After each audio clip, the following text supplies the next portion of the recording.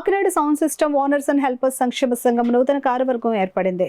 మంగళవారం కాకినాడ నగరంలోని ఆనంద భారతి గ్రౌండ్స్ లో గల మున్సిపల్ ఎంప్లాయీస్ అసోసియేషన్ హాల్లో సంఘం మండల సర్వసభ్యుల సమావేశం జరిగింది. సంఘం కాకినాడ జిల్లా అధ్యక్షులు నడికట్ల లోవరాజు అధ్యక్షతన జరిగిన సమావేశంలో కాకినాడ రూరల్, కాకినాడ అర్బన్లను కలిపి నూతన కమిటీ ఎన్నిక నిర్వహించారు. ఈ ఎన్నికల్లో సంఘం అధ్యక్షులుగా దత్తుర్తి శ్రీను, కార్యదర్శిగా దువ్వా చంద్రశేఖర్, కోశాధికారిగా సింగర్ సునీల్లను సభ్యులు ఎన్నుకున్నారు. వీరితో పాటు కొప్పిశెట్టి నాగబాబు, పెమ్మడి నాగు, కూరపాటి సత్యబాబు, కిషోర్లను ఉపాధ్యక్షులుగా ఎన్నుకున్నారు. అలాగే సహాయ కార్యదర్శులు బచ్చుల మోహన్, రాయుడు శ్రీను, బి శ్రీను, వంకా సింహాద్రి ఎన్నికయ్యారు.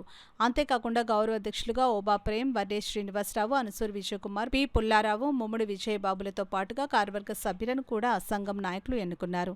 ఈ సంఘానికి న్యాయ సలహాదారుగా ఎన్ రోజారాణి సభ్యులు నియమించుకున్నారు. ఈ సమావేశంలో జిల్లా వైస్ ప్రెసిడెంట్ రాజు, నక్కా కృపారావు, మల్లాడి సత్యబాబులు పాల్గొని ఎన్నికలను సజావుగా నిర్వహించారు. ఈ సందర్భంగా సంఘం జిల్లా అధ్యక్షులు లోవరాజు మీడియాతో మాట్లాడుతూ సంఘం ఐక్యత కోసం జిల్లా వ్యాప్తంగా అన్ని మండలాల్లో కమిటీలను ఏర్పాటు చేయడం జరుగుతుందని వివరించారు. ఈ సమావేశంలో పెద్ద సంఖ్యలో సంఘం సభ్యులు పాల్గొన్నారు.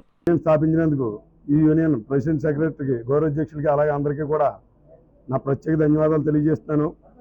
కార్మికులు ముఖ్యంగా పని చేసేవారికి, కష్టపడే వాళ్ళకి ఫలితం దక్కాలన్నది ఏ సంఘమైనా ముఖ్య ఉద్దేశం. కాబట్టి దీన్ని బలోపేతం చేసి ఈ యూనియన్ బలపరిచి సభ్యులందరికీ కూడా న్యాయం జరిగేలా చేయవలసిందిగా కోరుచున్నాం. మాకు విభేదాలు చేసి పార్టీ వారు కూడా నలుగురి దగ్గరికి తిరిగి నలుగురిని 4 రకాలు అడిగి 10,000 చెప్తే 8,000 చెప్పారని, 8,000 చెప్తే 6,000 చెప్పారని చెప్పి మా దగ్గర రేట్ కాంపిటీషన్ పెట్టి కూడా మా పబ్లిక్, మా నుంచి ఓనర్స్ అందరూ కూడా ఫంక్షన్ చేసిన వాళ్ళు లబ్ధిని పొందుతున్నారు.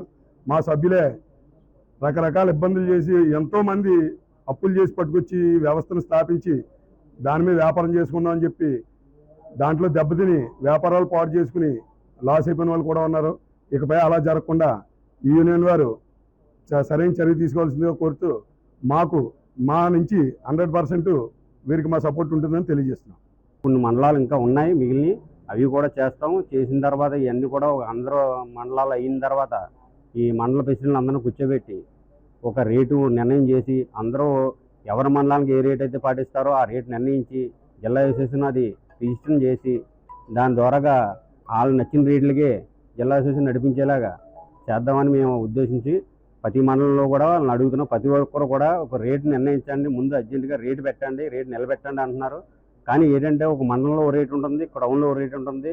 అలాగే మేము ఏమంటున్నా, ఎవరికి నచ్చిన రేటు, ఏ మండలానికి నచ్చిన రేటు అవి చేసుకోమని చెప్తున్నాం అందరినీ కూడా. ఆ చేసుకున్న రేట్ని అమలు చేస్తాము. రేపు పొద్దున్న పక్క మండలంలో ఏమైనా వ్యాపారం చేయాల్సిన దానికి ఒక పర్సంటేజ్ పెట్టుకోమని చెప్తున్నాం.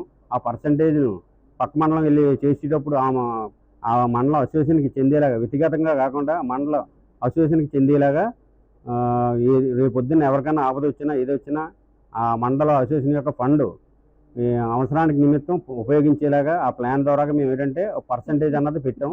అది కొన్ని చోట్ల జరుగుతుంది. మన మండలాలు ఆచరించిన మీటింగ్లు అయిన చోట ప్రతి చోట కూడా అవుతున్నాయి. ఇవన్నీ కొన్ని మండలాలు మిగిలి ఉన్నాయి. కానీ ఏంటంటే ఇప్పుడు ఆ మండలాలు వచ్చిన వాళ్ళు ఎవరు ఏమంటున్నారంటే ప్రతిదీ కూడా మాకు తెలియలేదండి, మాకు తెలియజెప్పలేదండి, మాకు ఇది అవ్వలేదని చెప్తున్నారు.